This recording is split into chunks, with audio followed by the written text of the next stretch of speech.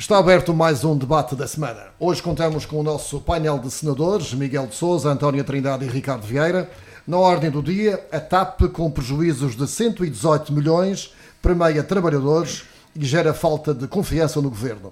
Uma promessa de Paulo Cafofo para a aquisição de um hospital de média dimensão, as acessibilidades e os seus modelos de funcionamento e a afirmação do novo presidente da SDM, Paulo Prada, que disse que um eventual encerramento do Centro Internacional de Negócios da Madeira seria o caos para a região autónoma. Bem, vamos ao debate. Comissão Executiva da TAP gera falta de confiança no Governo da República. Num ano com 118 milhões de prejuízo, permeia-se por mérito 180 trabalhadores num universo de 9 mil, com 1 milhão e 171 mil euros. Vou começar pelos empresários. Faria isso na sua empresa, António Trindade?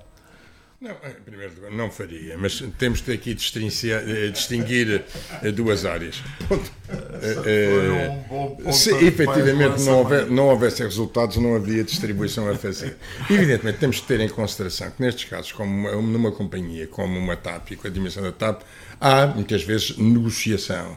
E o próprio contrato individual com cada um destes ganhadores poderia pressupor, evidentemente, metas a atingir. E quando numa estrutura empresarial há, efetivamente, metas atingidas, há esta expectativa. Agora, não nos podemos esquecer é que a companhia TAP é, efetivamente, 50% do Estado e, como tal, há responsabilidades que têm que ser necessariamente, ou por outra, há exigências na própria contratação, nos próprios contratos individuais de trabalho, que devem, efetivamente, conter, porque está em causa, evidentemente, salvaguarda de um investimento público numa companhia que presta serviços públicos e, sobretudo, nós madeirenses, quando somos confrontados com determinados esquemas comerciais e vemos que um dos prémios foi atingido ao responsável máximo da área comercial da TAP, sentimos aqui extra contribuintes para este prémio. Tenho a dizer que eu, pessoalmente,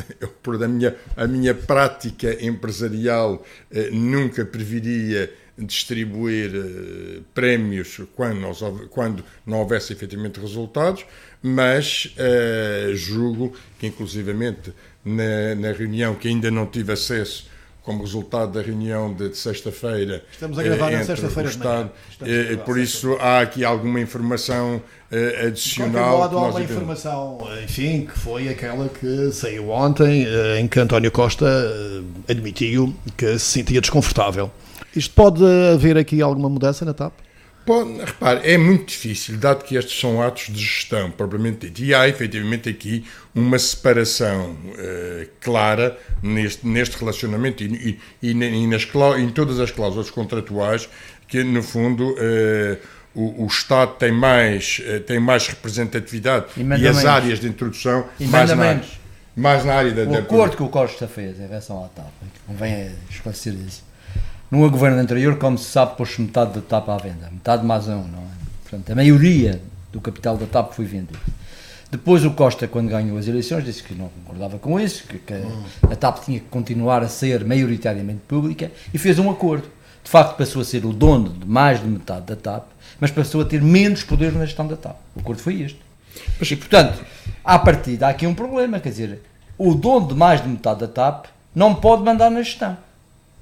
Isto é um ato puro de gestão? Eu acho que é um ato de gestão. Eu acho que é um ato de gestão. Pode ser um ato ruinoso, mas é um ato de gestão. É um ato de gestão. Agora, para destituir esta gestão, se calhar tem que haver uma Assembleia Geral e o tal acordo feito com o Costa tem que ser, se calhar, modificado. Que é muito complicado, porque isto depois cria indenizações aos acionistas que entraram e que quiseram comprar metade da TAP.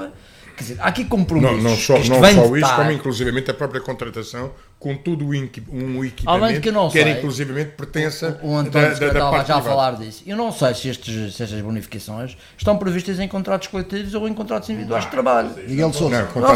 Não sei. Não, previstos estão no contrato individual de trabalho, evidentemente.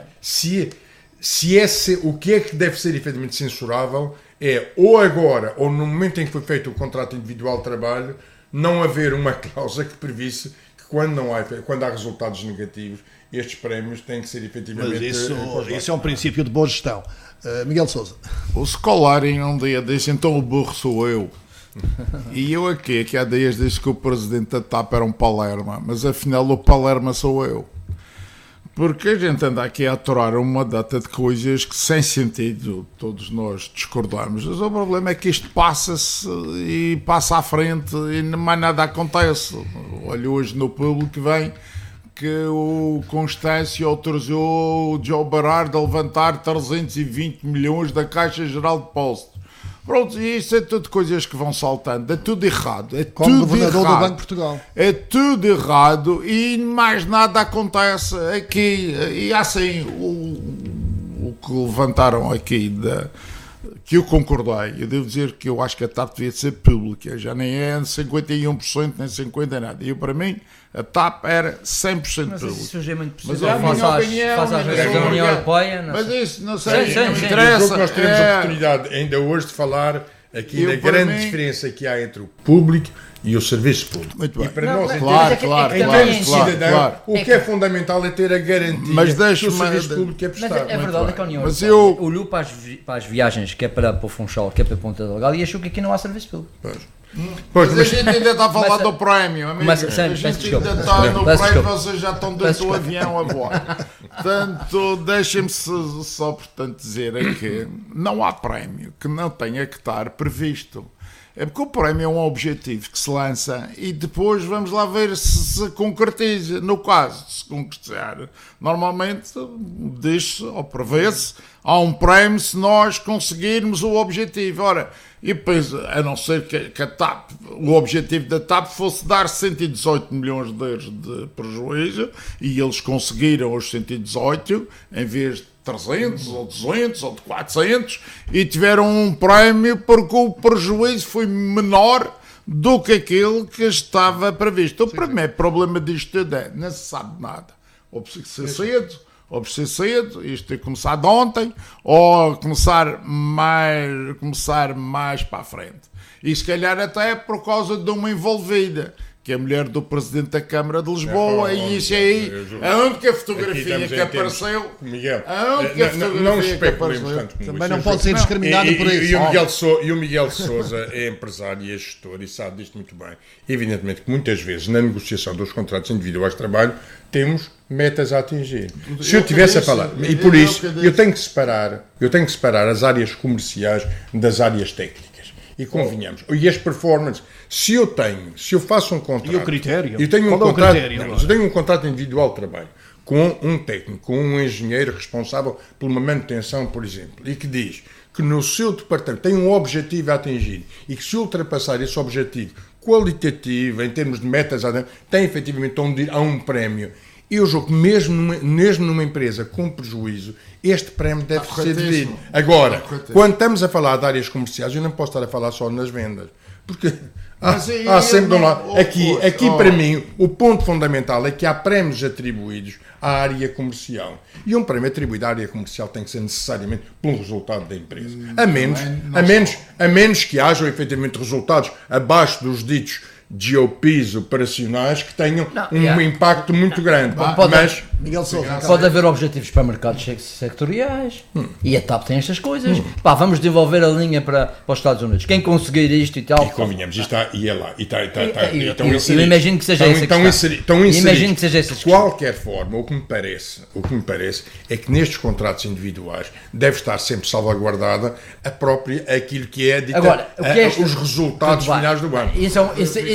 Isso é um erro, mas há aqui uma coisa engraçada. Pois chamem-me, está bem? Só para eu acabar o que eu comecei. Ok, Miguel, desculpa. Fala. Vá lá. Está animado. Nós passamos a dormir Está agora. animado. Vamos ver. Penso que o Tony e o Ricardo querem um prémio de produtividade. Vamos lá. Compartilhamos. Repara, eu não tenho nada a ver com os contratos individuais ou com os contratos de cada um dos responsáveis por departamentos. Isso são contratos que se faz antes. E, portanto, o cobrador, vamos por exemplo, um cobrador que cobra os 100% do que a TAP tem a receber, merece todos os prémios, independentemente do resultado. É o objetivo dele a cobrança. Ele só pode ter um prémio da cobrança, não vai ter um prémio dos parceiros jurídicos ou da administração ou trabalho que não é dele. Ele é cobrador, fez a cobrança que se impunha, teve o prémio que lhe disseram que ia ter se fizesse a cobrança. Portanto, todas essas técnicas, essas direções de departamentos, para mim, o único caso que eu acho que está aqui que não é aceitável, mas não é aceitável, é o da gestão dos administradores. E o primeiro caso que vi foi logo de um administrador de um serviço de catering que o que recebeu parece mais dinheiro no meio disto tudo. Ora, portanto, a administração está errado. Nós todos temos que saber. Os técnicos, aqueles que têm objetivos concretos e que podem ter cumprido... Miguel Sousa no início dizia que isto não é um puro ato de gestão para si. Okay? Não é um puro ato de gestão. Não, é um ato de gestão, fixar os objetivos. Mas, portanto, para cada um dos departamentos, para cada um dos... Agora, um ato de gestão não é fixar um prémio a si próprio. Portanto, eu não sou administrador ou presidente e digo, se eu não sei quantos, recebo um prémio. Isso não pode ser. A administração tem prémios que a Assembleia Geral aprovar. E tem que ser antes, não pode ser depois. Estão um bocado a ficar assim. Os CTT também davam prejuízo e tiveram prémios. Como? Os CTT deram prejuízo e tiveram prémios também. Mas também está errado. O que é mas os CTT acho que é privado agora. Sim. E ao caso da TAP, que embora tenha a maioria do capital público, a verdade é que a maioria do capital não manda na gestão. Exato. O Tony Quer dizer, isto aqui, dá-me vontade de rir, sinceramente, o exercitar de pelo do Sr. Primeiro-Ministro. Dá-me vontade de rir, quer dizer, ele é que deu essa posse ao outro lado e agora vem se insurgir. Epá, pelo amor de Deus. Além de outras questões, nomeadamente as questões da Madeira, não é? Por exemplo. Esse é um outro ponto que a gente pode abordar depois na área das acessibilidades. Mas há aqui um ponto, e é um princípio de boa e da moderna gestão, separar a propriedade da gestão.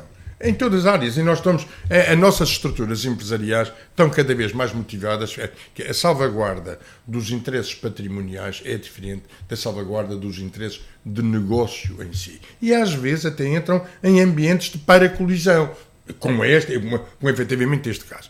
Eu julgo que o Primeiro-Ministro, digamos, perante estas situações, não pode ter uma reação tão benigna quanto efetivamente se possa a TAP eventualmente esperar. Esta questão pode atingir esta Comissão Executiva e o Presidente da Comissão? Repara, pode atingir, aliás... Eu julgo que deve haver... Isso vai custar caro. Deve haver ambientes de contratos... Porque senão António Costa perde a autoridade, deve haver ambientes da maneira que falou. É verdade. Mas, de qualquer maneira, António Costa tinha que passar aqui mas tem que ter consequências. Uma mensagem política. A afirmação o brasileiro já disse que ia continuar assim. Por isso mesmo está a desafiar o Primeiro-Ministro. Está a desafiar.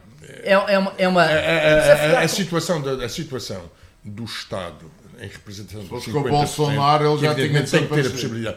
Se não o fizer em ambiente de Assembleia Geral, ele tem que evidentemente ter aqui uma declaração política que eu não queria avançar sem sabermos, digamos, está a decorrer uma... Mas há uma coisa curiosa nisto que eu não posso deixar de referir, é o seguinte, lembram-se que houve aqui há uns anos, falou-se muito das ações Golden Share, que eram proprietários de uma pequena parte do capital e que mandavam nas empresas. 10%, por exemplo. Muito bem. Mas não necessariamente na gestão. Discutiu-se isso e ao nível da União Europeia, toda a gente se lembra que a União Europeia disse isso não vale aqui no nosso mercado. E fechou as Golden Share. Agora há aqui uma Golden Share. Há aqui uma Golden Share dos minoritários em relação à gestão. Cuidado. É uma coisa curiosa. Cuidado. Tínhamos em consideração uma coisa. Se vamos eventualmente por aí, o António Costa estará eventualmente mais credibilizado numa lógica de posição de capital. Porque já ouvimos, nós já ouvimos as declarações até dos próprios sindicatos. Vamos passar à frente. Dos trabalhadores. E não nos esqueçamos que 50 mais 5 é efetivamente maioria. Vamos passar à frente. Tema surpresa, de certo modo, foi a entrevista de Paulo Cafofo à RTP, defendendo a aquisição de um hospital por 75 milhões de euros para substituir o Hospital dos Marmeleiros. Foi assim que foi dito. Ficámos sem saber que hospital seria esse. Nesta sexta-feira, o Diário revela mais explicações sobre este assunto e Paulo Cafofo, em artigo de opinião, fala de 75 milhões para emergência na saúde, onde se inclui também um hospital de menor dimensão. Do Ricardo Vieira, sobre esta matéria. Olha, eu começo por dizer que a entrevista do Dr. Paulo Cafofo a mim me surpreendeu. Surpreendeu-me por duas coisas que não estava à espera. A primeira foi um domínio, revelando domínio sobre os dossiês, que é um aspecto curioso que eu aplaudo. A segunda foi respostas em relação aos problemas. Eu acho que andamos muito nos últimos anos num processo de atirar culpas de uns para os outros e os assuntos não se resolvem. O Dr. Paulo Cafofo teve ali uma certa preocupação em demonstrar que tem soluções. As soluções talvez não sejam as melhores, talvez não tenham sido devidamente pensadas. Por exemplo, essa do hospital pareceu-me um bocadinho... Faltou pelo menos explicar melhor como é que seria pouco isso. Pouco consubstanciadas, não é? Exatamente, o que vem hoje é totalmente diferente, da minha opinião, já é uma outra perspectiva e resolve uma questão que é de facto verdadeira, quer dizer, nós não podemos estar à espera do hospital novo para resolver os problemas de saúde, isso é indiscutível. Isso já falámos disso aqui. Já falámos muito. Portanto, o hospital novo vai estar pronto daqui a 10 anos, se estiver, hein? E entretanto, agravam-se as listas de espera, agravam-se as condições materiais e até humanas de prestação de serviços e é preciso atender a isso. E portanto, o Dr. Paulo Cafofo nesse aspecto teve uma resposta que me pareceu curiosa, quer dizer, epá, não, isto tem que se olhar a isto para já, e é já. Eu acho que essa resposta foi uma resposta útil e que até agora, tem que se dizer, não houve ninguém que... Nessa entrevista terá sido mal explicada, mas entretanto no artigo de opinião vem eu falar hoje, que eu hoje acho que clarifica. Agora, o que a mim me espanta é dizer assim, pá, como é que ele vem para a televisão e diz, eu tenho os milhões aqui, trago os milhões na pasta e tenho milhões para resolver isto. Epá, como é que um senhor... E diz que os milhões vêm do seu bom relacionamento com o senhor Primeiro-Ministro. Eu pergunto a mim mesmo, porque é que é preciso haver um bom relacionamento de um Presidente do Governo com o Primeiro-Ministro para haver milhões? Eu tenho uma clara aversão a isso. Quer dizer, quando se olha para o relacionamento financeiro de uma região com o Estado só através de amizades ou de bons relacionamentos pessoais, isto é, na prática, dizer que a autonomia vale zero. Miguel de Sousa, sobre isto. Bom, eu acho que a primeira coisa, e isto é a título, não é bem brincadeira, isto é um bocadinho mais a sério. Eu penso que a pergunta do milhão é, no fim, o CDS de que lado se vai pôr. E, portanto, não quero ler em tudo uma resposta a isso, mas o que não há dúvida é que, nas entrelinhas, pode ser começando a perceber algumas coisas. Em relação ao hospital, à saúde, nós já discutimos aqui bastante e acho que até fomos bem conclusivos em relação a isso. Continuo a pensar que o mais urgente é substituir os marmeleiros, fechar aquele e depois ou vai um novo ou arranja-se aquilo acho que não pode ser, é o que eu percebo do que se passa por lá e de como aquilo anda. E acho que, perante esta realidade, termos umas eleições à porta, muita coisa se vai dizer, muita coisa se vai inventar a tentar vender o voto, comprar voto a pataco. Sobre esta questão que o Ricardo Vieira falava do bom relacionamento, é fundamental para uma situação destas arranjar dinheiro, por exemplo? A questão é, desde o Guterres, que isto funciona assim. O Guterres foi obrigado a dar ao Carlos César, que foi eleito presidente em 1996, se não me engano, e portanto foi obrigado a pagar a dívida dos Açores e ele dar algum dinheiro para ele começar a brilhar. Com isso beneficiou a Madeira, porque tinha uma dívida muito maior, vice livre quase praticamente de toda a dívida, e a seguir veio o Drão Barroso e depois veio o Santana Lopes e depois, enquanto antigamente isso não tinha nada a ver. Eu lembro-me do Cavaco de ir ao Primeiro-Ministro, era como se fosse da oposição, ir falar com ele era tão difícil como falar. E lembro-me também do Hernani Lopes, que era conhecido por ser uma pessoa muito difícil, e ao contrário, portanto, nós conseguirmos nos entender relativamente bem. Agora nunca teve em causa, porque se dá bem levas tanto, se dás mal levas tanto. O Cadilho foi uma pessoa muito difícil para as relações financeiras entre a Madeira e o Estado, e era do PSD, e nunca não me lembro de alguma vez me lembro pensado, bem, vou dizer, este gajo também sou do PSD, a ver se ele me dá dinheiro. Portanto, isto era impensável, isto nem sequer passava pela cabeça. E o que está a acontecer agora? É capaz de ser pior. Portanto, E o que está a acontecer agora neste tipo de negociação? É o que se percebe, é o governo regional absolutamente insatisfeito na sua relação com o António Costa, neste caso o seu governo, mas vamos dizer... Esta semana chamou de separatista. Esta semana chamou de separatista. É o que eu estou a dizer, mas isto já vem há bastante tempo, não tem nada. E outra coisa é, portanto, aqueles que são alternativa e tentarem vender a ideia de que se formos nós, a nossa relação é capaz de trazer um proveito adicional que desta maneira, portanto, não vai. Isto não é bom, isto não é normal, isto não é bom. Portanto, isto é sinal que estas leis de finanças regionais estão todas erradas, porque isto tinha que ser uma coisa matemática, escrita, aplicar os números à fórmula e já se logo vê o que é que dá. Obviamente que na vida a negociação, uma boa negociação tem que dar sempre melhor resultado que uma má negociação. E há melhores negociadores e há piores negociadores, e o resultado não pode ser igual. E as pessoas vão sempre pensar, bom, aquele é capaz de ser melhor para trazer mais uns trocos, ou outro que é o tipo ideal para trazer mais uns trocos. Mas isto não se diz. Isto pode-se fazer com que as pessoas, portanto, acreditem e percebam perante um programa e perante a confiança de que ele pode realizar o programa, porque também apresentar programas é fácil. Convencer as pessoas que têm um programa equilibrado e que o pode realizar é que é muito mais difícil. Portanto, isto não tem ciência, isto não é exato, isto é uma questão toda de bom senso Agora, o que a gente percebe, e não sei se isto é bom para as eleições nacionais ou se é bom para as eleições portanto, regionais, é que já se percebeu que para um lado, se for o António Costa, estamos desgraçados. Para o outro lado, se tivermos o Paulo Cafofo aqui, é capaz de resultar com lá. Eu acho que nem uma coisa, nem a outra, portanto, é capaz de estar certo. E depois o CDS cai para um lado ou para o outro. Essa é a pergunta do milhão. É que o discurso, mas não vai haver resposta do milhão. O discurso do Ricardo Vieira hoje aqui foi diferente do Rui Barreto um dia destes. Mas foi igual ao último artigo do Lopes da Fonseca. Deixa-me o nosso amigo Miguel de Sousa tem, como bom político que é, tem às vezes alguns lapsos de memória provocativos, não é?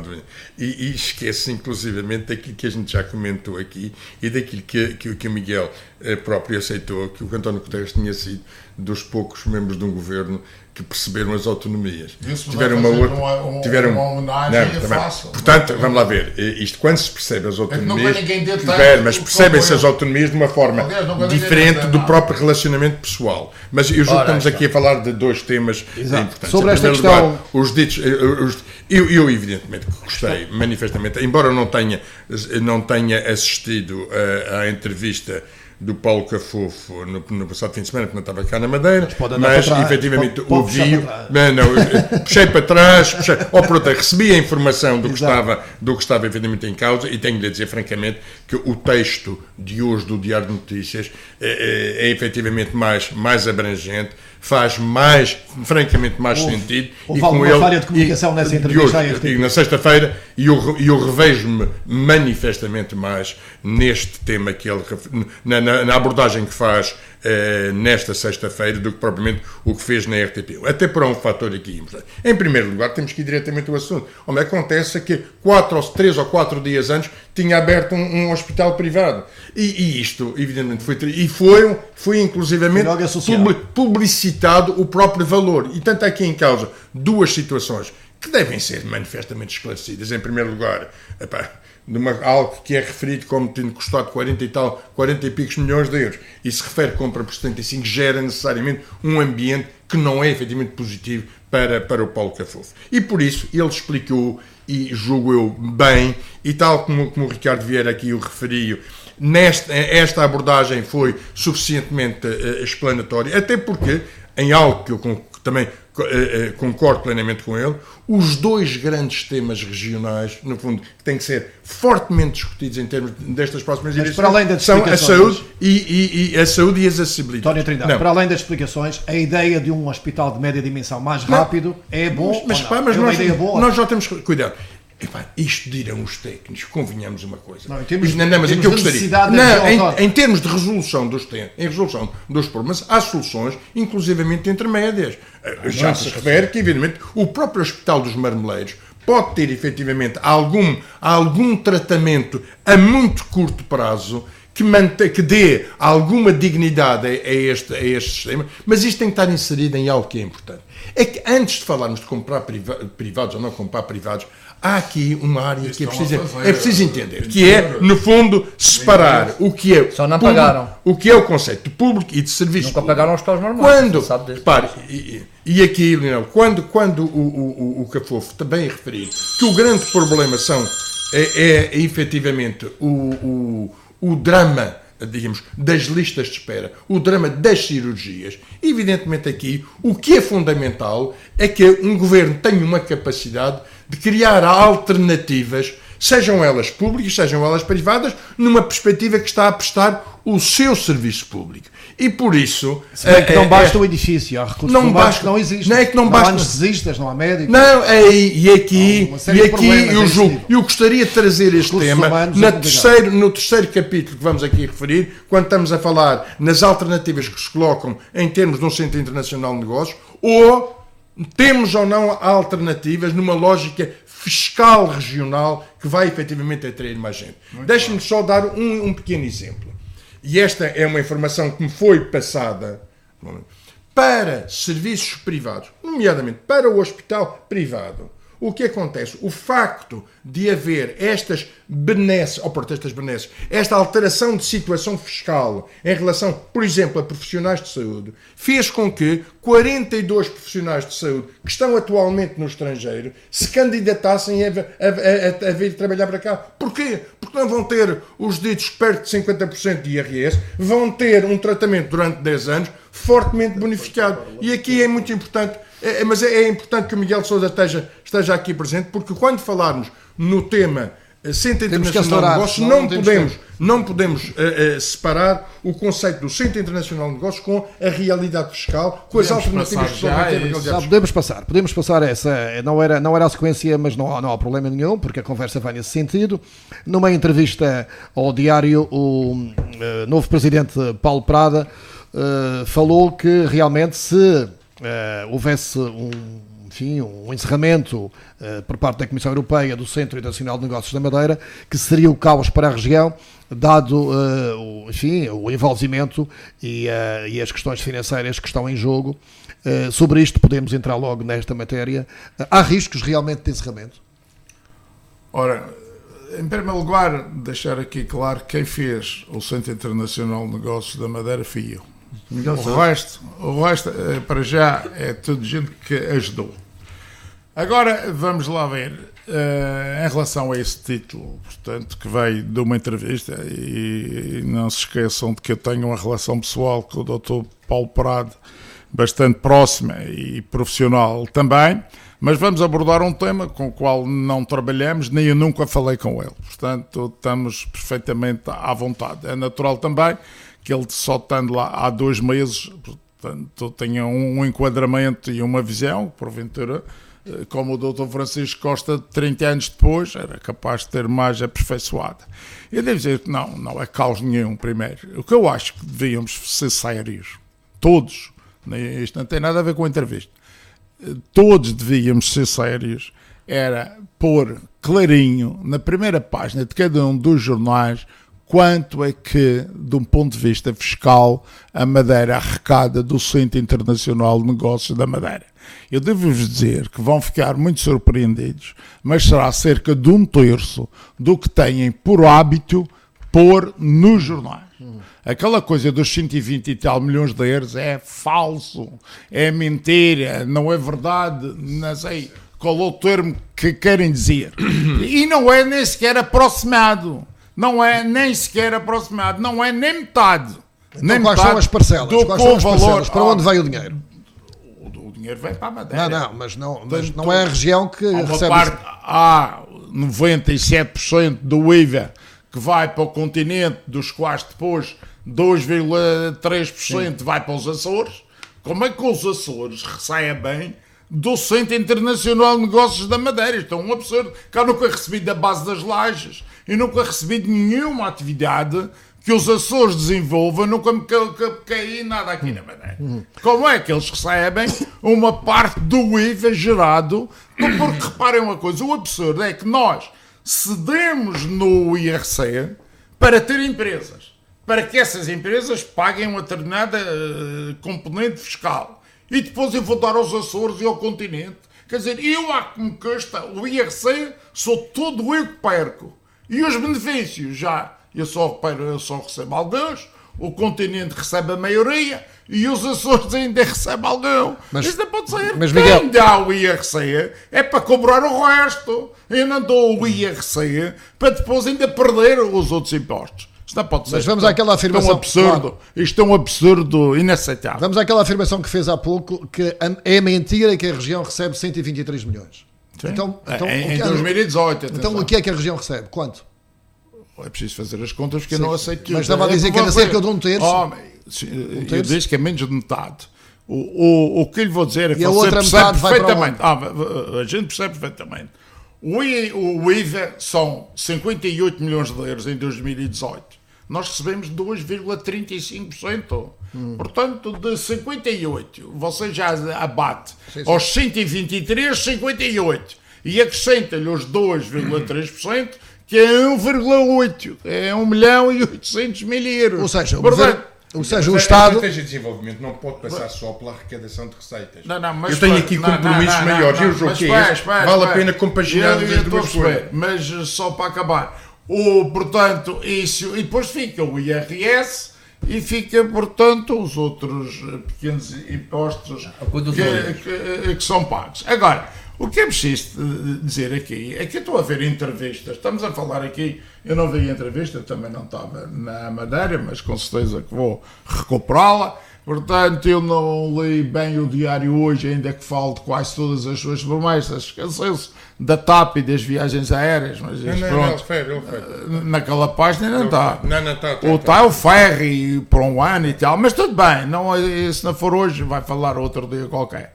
Agora, o que nós temos que perceber é que o tema principal é receitas.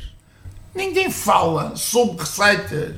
Quer dizer, eu não percebo como é que se pode abordar isto mesmo. Agora, vamos à parte do gestor e do empresário. Se a gente, para pensar em despesas, primeiro percebe quais são as receitas. Como é que eu invento despesas se não imagina ainda quais são as receitas? E em relação a isso do Centro Internacional de Negócios da Madeira, para quem quiser falar sério sobre isso, devo dizer... Quantas empresas estão na Madeira? Mas não é meter o Registro Internacional de Navios, porque isso serve para pagar FIIs à SDM. Agora estamos a falar, a receita da região é fiscal. Quanto é que dá? Zero. Temos 1000 e tal empresas que pagam... Zero não. É? Zero não. De impostos não é de FIIs. Agora... É isso, não tenho a mínima dúvida. Agora, o que é preciso estar aqui é fazer uma perspectiva do que é que vai ser. Portanto, não sei quantas empresas vamos ter, mas como é que a gente tem a nossa atividade principal, arrecadadora de receitas, portanto, não estou a falar do turismo, mas pública, e a gente não sabe, mas quantas empresas, qual é o objetivo? É manter as 1000? Então acabar com 1000 empresas aí estrangeiras é o caos, não é de certeza. Portanto, mas o objetivo é 5 mil empresas, já tivemos 6 mil. Porquê é que não se passa das atuais 1.800 empresas para as 6 mil que já tivemos em 2006, se não me engano? Paulo Prada fala Porquê é aqui, que fala aqui na evolução para o quinto regime, ou seja, continua tudo na mesma, não é? Mas qual quinto regime? Ou o quarto regime era a salvação. A gente teve o quarto regime e parece que há a execução, há a sentença de morte. O quarto regime, que durante um ano ou dois andámos a falar que seria a salvação, que eu perceba, aliás, eu disse sempre que era um embuste. O quarto regime está escrito no Diário de Notícias, é um embuste o quarto regime. E vai ser a condenação. O quarto regime, o terceiro já começou a criar problemas, e agora o quarto é o fim. E estamos sob investigação, e isto agora nunca mais acaba. Não há uma empresa que venha para a Madeira. Não há credibilidade. Não há uma empresa que venha para a Madeira, porque sabe que no dia que vier para a Madeira, antes de fazer qualquer coisa, vai ser investigada.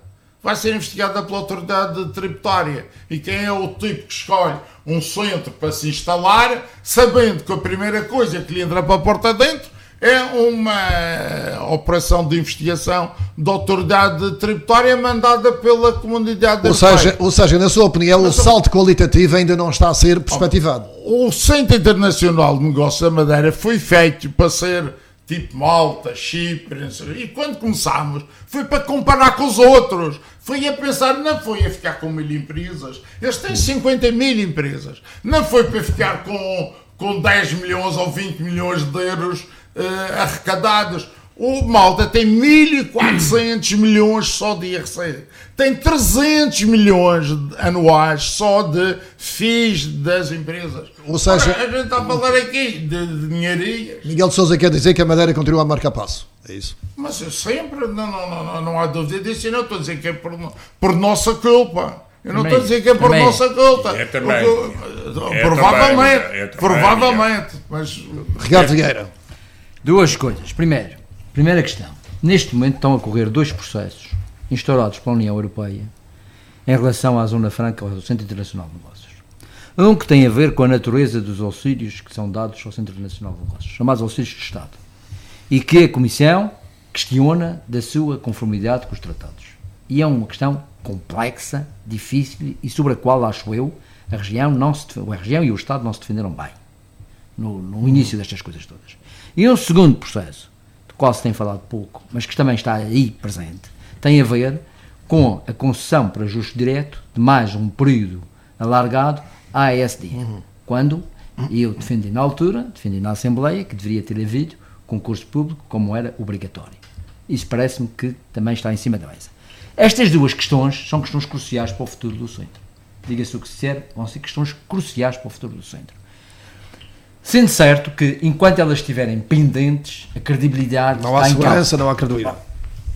Dizer que, o centro não dá hoje grandes resultados, estas contas do Miguel Sousa, que tem o seu interesse, mas esquece que há aqui duas coisas distintas. É que, de facto, nós somos donos dos impostos sobre o rendimento e do IVA, mas todo o IVA, quer seja o cobrado na Zona Franca, quer seja o cobrado fora. Só recebemos uma percentagem desse IVA. Portanto, isso foi um acordo feito.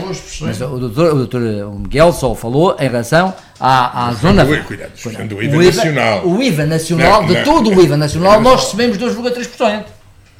Portanto, há aqui questões de compensação também, não é? É um lucro incrível. Não sei se é lucro. Mas é que é um lucro incrível. O que foi acordado, o que fosse efetivamente, perdia. 60 milhões. Portanto, não se pode querer o bem e não querer o mal. Quer dizer, comer o lombo. Que é isto. Não, é isto, espera, Miguel. Vou se faço-me entender. Se nós acordamos. O critério tem que ser o mesmo. Se nós acordamos. Mas o critério tem que ser o mesmo. Bem, então tem que se distinguir o IVA cobrado no Centro Internacional. Admito que se possa fazer isso. Só que, na minha opinião. Dar uma taxa diferente e já fica percebido, como nas farmácias. Sim. Podia-se ainda entrar por aí, mas pronto, mas neste momento não é esse o regime. Mas também estar a tirar. É necessário negociar tudo isto, ao fim e ao cabo. Renegociar tudo isto. E há duas coisas sobre esta matéria. Mas já inventar e depois negociar. Quando não se sabe o que se quer, como é que se vai negociar? E há uma questão, a meu ver, que se calhar é a origem do mal disto. Nós temos um artigozinho, eu já falei disto algumas vezes, mas volto a insistir. Nós temos um artigozinho no tratado que nos dá um estatuto especial. região ultraperiférica. Esse artigozinho não é só para nós termos fundos especiais. Estamos a aproveitar bem isso? Estamos a aproveitar bem? Estamos a aproveitar em alguns sectores dos fundos. Isso não há dúvida. Canárias explora isso ao máximo. Exatamente. A Madeira não tem tirado proveito em relação à regulamentação europeia dessa matéria, nomeadamente ao nível dos dossiês de Estado. E isso eu acho que é lamentável. É evidente, temos que nos sentar à mesa, estudar os dossiês de cima a baixo, não é? Perder horas, queimar pestanas, mas apresentar uma coisa consistente. Se calhar, unindo-se a Canárias, que neste aspecto estão a andar mais à frente, não é? A Canárias acaba de fazer um acordo, por causa dos cruzeiros, magnífico, para Tenerife. Canárias tem um regime de acessibilidade, com gás natural. Tem uma plataforma... E uma nova. Quer dizer, tem tido aí... Tem avanços magníficos ao abrigo desse artigozinho sobre o qual a Madeira está a dormir. E isto não é necessariamente numa área offshore, isto não é necessário em termos de tratamento nem é preciso ser offshore, porque a gente pode ter um regime fiscal próprio. Aliás, Ricardo, isso que tem, é o problema que tem no fundo da questão, é que nós abordamos sempre em termos de receitas, em termos... E damos aqui uma prioridade enorme a um tratamento do Centro Internacional, ou portanto, na abordagem do tema Centro Internacional de Negócios, e depois esquecemos o que é o nosso terreno, o onshore. Que bases de competitividade, que instrumentos para a competitividade onshore têm que ser feitos? E começamos desde logo. Como temos em consideração. É verdade. E isto já o referimos aqui. É fundamental que possamos trazer à discussão os dois temas em paralelo ao mesmo tempo. O tema do ganho de competitividade, quer numa base de empresa, quer numa base de individuais. Eu ainda há pouco referi a isto. Os 42 profissionais de saúde, que tendo em consideração uma diferenciação fiscal muito forte, já disseram: eu quero voltar. Ora, isto nós não podemos esquecer, é que esta situação existe, mas em termos de captação de empresas para se fixarem no terreno onshore, nós que queremos desenvolver todas as nossas áreas de serviço, temos que perceber que o desenvolvimento onshore tem que também ser uma prioridade. Mas isto não se faz. E sobretudo quando olhamos para o valor do IRC cobrado na Madeira. O valor do IRC é irrisório. É efetivamente irrisório. Portanto, nós temos uma capacidade de poder trazer, de poder concentrar aqui interesses, sobretudo na área dos serviços, mas em termos nacionais, tenho eu conhecimento pessoal de quantos grupos, quantas empresas gostariam, admitiriam efetivamente se fixar cá, se tivessem um estatuto diferenciador numa base onshore sem grandes problemas de inspeções comunitárias, mas ganhar a competitividade. Convenhamos. Evidente, os Açores têm, é o seu grande problema da repartição das 9 ilhas a 1500 km da plataforma continental. Porque se tivessem uma outra realidade geográfica e uma outra proximidade, aquilo que eles efetivamente dão, aquilo que eles efetivamente já oferecem ao próprio tecido empresarial, fariam mover muita gente, porque são efetivamente mais competitivos. Não podia estar mais de acordo do que isto, sem dúvida nenhuma. Agora pedia era que reunisse com o Paulo Cafofo, porque ele hoje insiste no seu artigo apenas no Centro Internacional de Negócios da Madeira. E eu já tive uma conversa com ele sobre este tema fiscal, porque isto é importantíssimo, isto é crucial. O crucial disto tudo é isso, não é como é que se vai gastar. Isso depois ficam os despesistas para gastar. Eu tenho todo o respeito pelas políticas keynesianas. Eu tenho todo o respeito pelas políticas keynesianas. Mas o tempo da aplicação das políticas keynesianas na Madeira está ultrapassado, acabou. E agora, ou temos desenvolvimento de um setor, desenvolvimento do setor privado. Ou temos o desenvolvimento, e isto vale a pena que o Miguel repita connosco calados, não é? Se dá um bom título para amanhã para o Diário de Notícias. Dá um título bom para o Diário de Notícias amanhã. Mas é verdade, o tempo das práticas keynesianas efetivamente esgotou-se. Vamos mudar de tema. Já vimos que é necessário as pessoas se juntarem, no interesse nacional, porque o Centro Nacional de Negócios na Madeira devia ser uma questão nacional, não apenas regional, daí de interesse de Portugal, penso eu, e há tanto tempo que ouvimos falar nisto, mas não se dá um passo. Se calhar, fazer participar. Percebam o seguinte, quando o IVA era 13% para as comunicações, nós tínhamos aqui todas as grandes empresas de telecomunicações mundiais. Todos estavam aqui. Tipos que viviam na Madeira, tinham casa no Porto Santo e estavam aqui. Mudaram o IVA de 13 para 14. De 13 para 14. E eles foram todos embora. Todos embora. E isto é que não pode acontecer, porque para que fazer isso? Propostas grandes aumentaram por causa do todo nacional. Mas aumentaram por causa do todo nacional, quando devíamos ter tido uma exceção de manter as comunicações a 13. Mas nós captávamos tudo aquilo. Mas Ricardo Vieira estava a dizer, desculpa, Ricardo Vieira, regionais que permite esta situação. Não nos esqueçamos disso. E eu conheci uma empresa de nome internacional quis fazer a sua sede aqui na Madeira. Conheci toda a gente. E por meio ponto percentual do IVA, que o Estado não cedeu, não ficou. Ora bem, vamos mudar. Se calhar dava-nos. O Sr. Juncker, que pensa que manda nisto tudo, quando está desperto, mas ele fez contratos com as grandes multinacionais do mundo, americanas, a 0,5% de IRC. A 0,5% de IRC. Claro. Vamos mudar de tema. Miguel Albuquerque foi esta semana ao debate mensal ao Parlamento e disse na Assembleia que até julho o Governo Regional tem pronto um novo modelo de mobilidade, com os residentes a pagarem apenas os 86 euros no bilhete aéreo para o continente, sem adiantamentos e reembolsos posteriores. O que pensam os nossos comentadores sobre esta decisão do Governo em avançar com a revisão do modelo sem a participação do Governo da República, tal como já aconteceu com os bilhetes para os estudantes? António Trindade. Eu julgo que o grande erro é o Miguel Albuquerque insistir neste modelo de subsídio. Este modelo é errado, desresponsabiliza o cidadão, desresponsabiliza. Não é verdade, desculpa. Miguel, convenhamos. A quem tem andado nestas discussões mais públicas, mais privadas, sabe que efetivamente há muita gente que acredita na necessidade da corresponsabilização entre o Estado e o cidadão. E o que se passa atualmente? Nós falamos muito, o madeirense paga 500 euros, o madeirense paga 400 euros. Não, o madeirense adianta uma parcela destes 400 euros. Não tem dinheiro para adiantar. Não, cuidado. Miguel, Leonel, há um fator aqui muito importante. O Estado está a subsidiar indiretamente, sobretudo uma companhia chamada TAP, fruto desta desresponsabilização que é feita no subsídio de mobilidade. Porque o cidadão vai dizendo que paga muito, mas sabe que na realidade até os 400 euros paga 86 e depois vai recebê-lo. Depois todo o modo esfaciente de ir buscar. Isto aqui é perfeitamente ridículo, é absolutamente ridículo, sobretudo nos meios eletrónicos que estão efetivamente à disposição de todas estas instituições e que se resolveriam de uma forma tão fácil.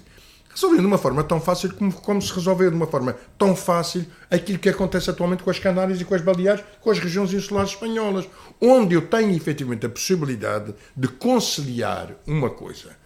O cidadão gera também, inclusivamente, a sua melhor tarifa. E vai buscar, em função do desconto que tem, vai definir a sua própria escolha. Doutor, já falámos sobre isso. Porquê é que não avançamos?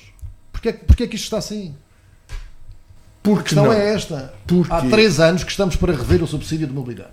Porque há, efetivamente, e isto tem a ver com uma outra situação que aqui o Ricardo Vieira ainda colocou há pouco, que é o problema das prioridades que se colocam a cada uma das instituições de governo. Não há dúvida nenhuma que em muitas áreas, o protagonismo principal é de um poder regional e o poder nacional atua aqui como poder subsidiário, se quiser.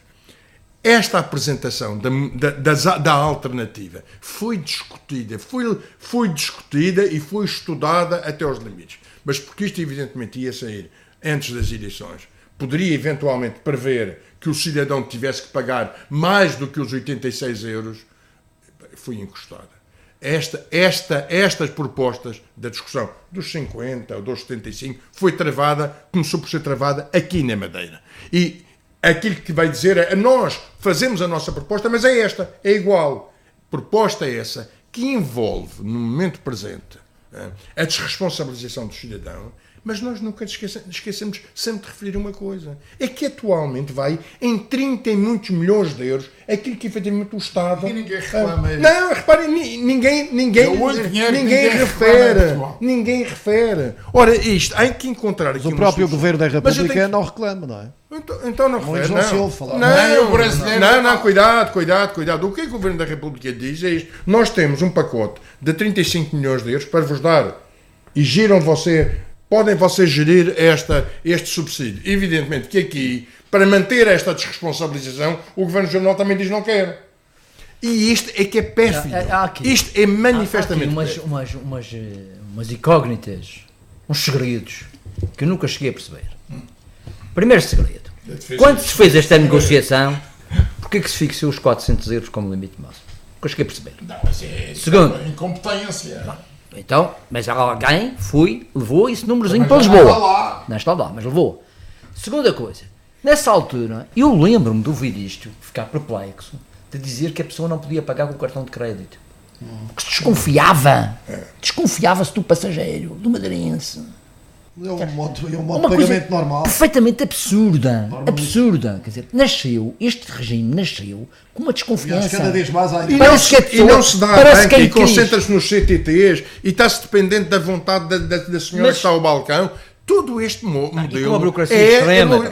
E é isto que o Miguel Albuquerque dizia que é continuar. Faz algum sentido isso. Já que chegamos à conclusão que isto não presta, porquê que não se altera? E não chega a perceber.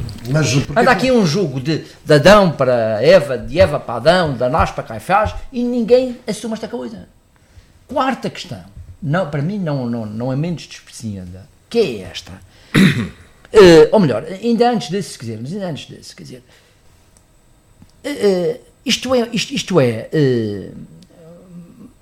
se estudar estes preços, porquê que não aparece mais nenhuma outra companhia?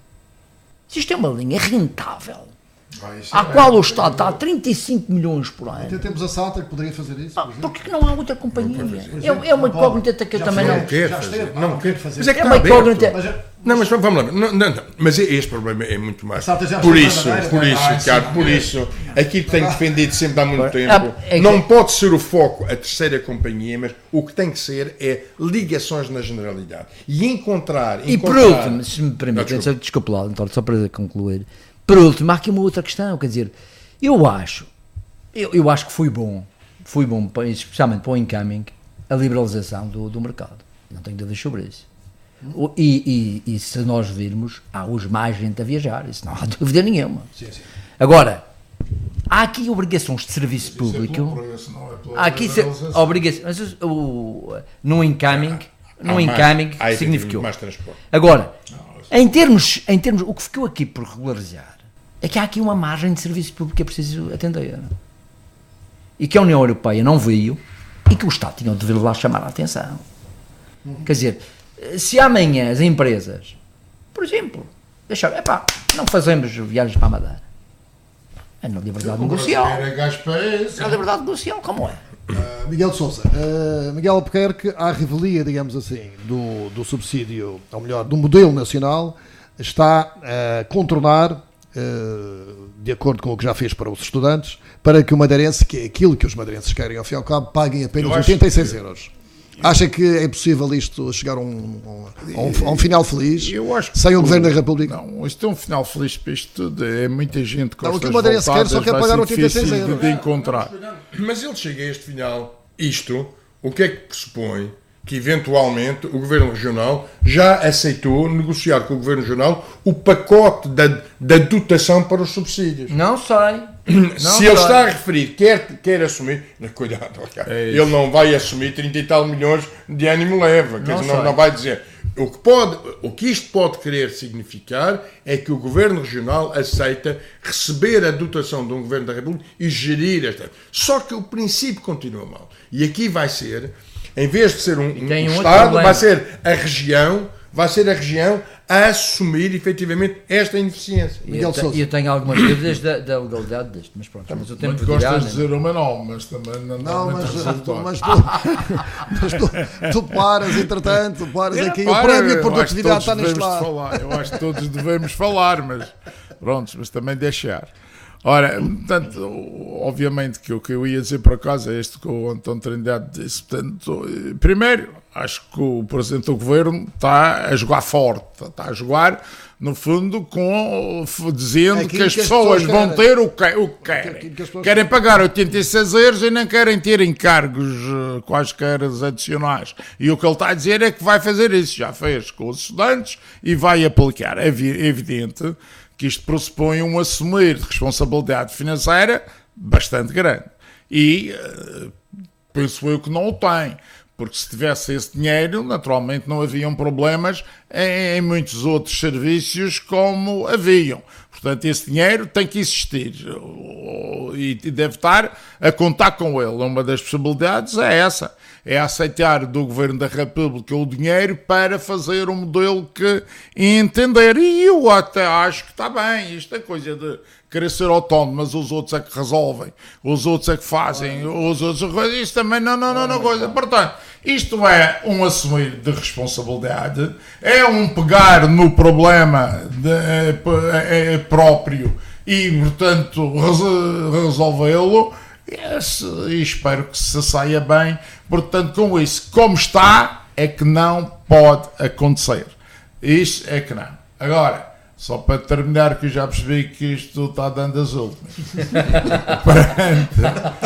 Perante as eleições que nós temos, é bom que cada uma das alternativas, não os outros partidos, que os outros partidos não vão ser governo, quando muito, podem pôr lá no cardápio o que é que querem que seja.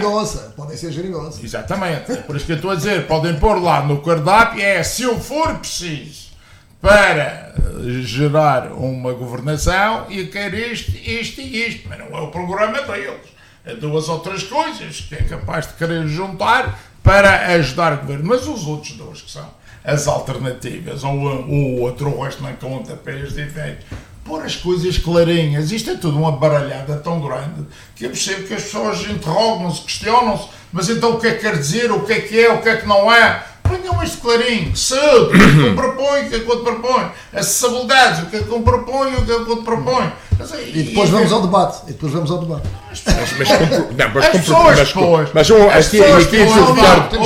Não vale a pena só ter um bom programa. É preciso também mostrar capacidade, a credibilidade de levar o programa. Esse é um ponto fundamental, e aqui o Ricardo tinha referido a leitura da entrevista do Paulo Cafofuji, e não há dúvida nenhuma que ele traz aqui o artigo de opinião, ele traz aqui elementos novos para a discussão pública regional, e isto, independentemente do partido ou independentemente da pessoa, é muito importante que durante este verão se discuta efetivamente temas alternativos. Tenho muito pena que a direita tenha deixado este protagonismo à esquerda. Mas esse é um outro tema que dá. O Dr. Ricardo Vieira, este é um tema que dá para uma outra reunião. Mas Sousa diz mais ou menos a nível nacional. É verdade. Mas já agora, mas é verdade. Um pequeno tema que é muito importante. Não esqueçamos as acessibilidades marítimas. Porque isto não faz sentido nenhum continuarmos a discutir subsídios de mobilidade aérea, quando o que evidentemente está em causa são os 900 km de mar. Não esqueçamos isto. Quando pagamos mais caro até Lisboa do que Lisboa à China, não é? Evidente. Muito obrigado, bom fim de semana.